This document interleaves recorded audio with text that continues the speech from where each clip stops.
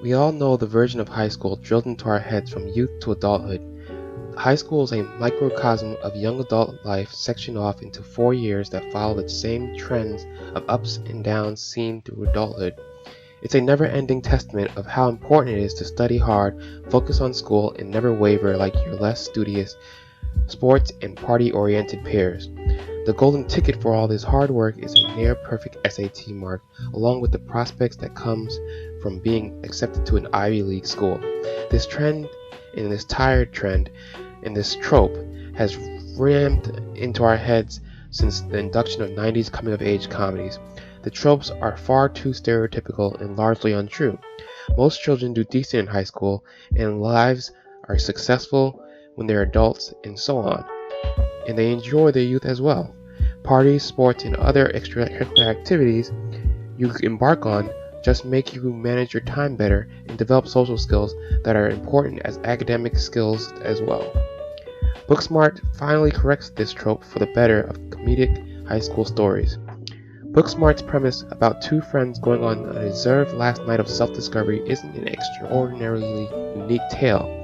The change to two girls who are, for the most part, figured out in their department of goals and aspirations is unique. However, the director's subversions help change the film with the modifications to what usually plays out in a generic coming-of-age comedy. The heart of the movie is between the two girls, and the movie avoids making physical relationships the only key treasure to finding themselves and growing as people. The ensuing chaos of parties and a long night out is always used in these self-discovery movies. You can count the story beats, because the story beats are predictable. The movie has the chance to focus on the characters and world building. Because of that, every character is given enough time to foster a personality outside the main cast. We no longer have to hear secondary characters that only have an arc of being party animals at the beginning of the movie and ends up describing how they want to be the opposite.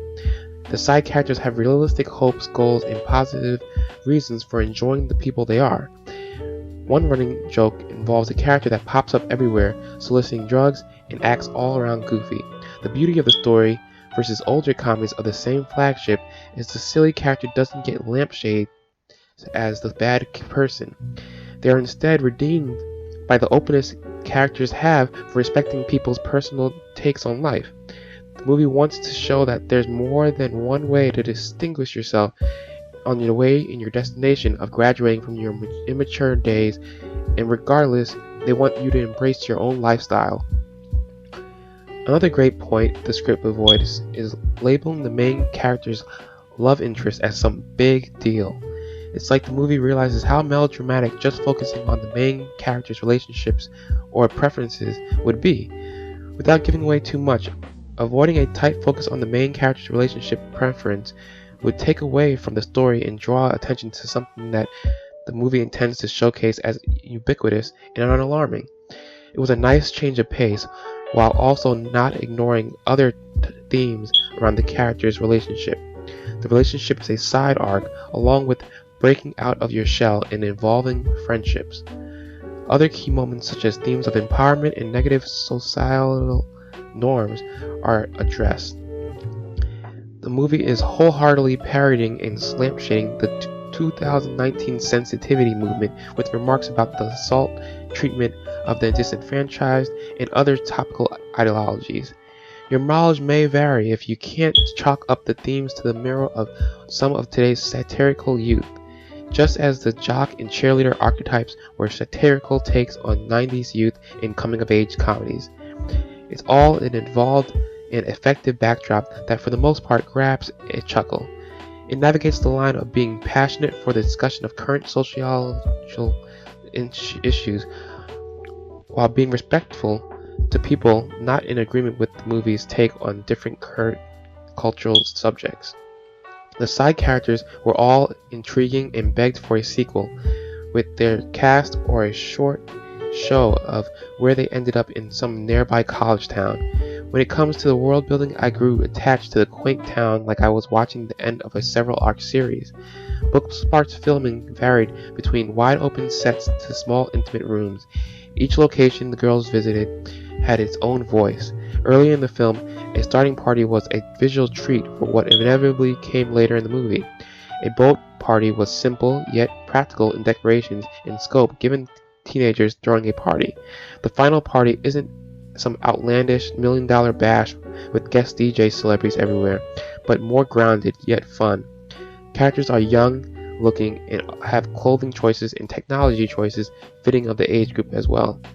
The characters aren't filled to the brim with makeup or shown in the most perfect light.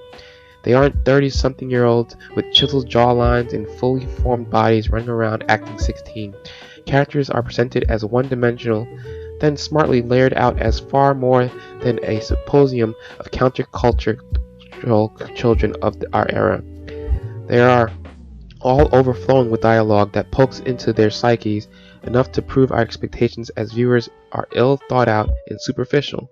Booksmart attempts to remove the blind package thoughts we use to categorize class systems in teenage movies, even if some of the subversions are sometimes done with exposition and ham-fisted moments due to the time constraints.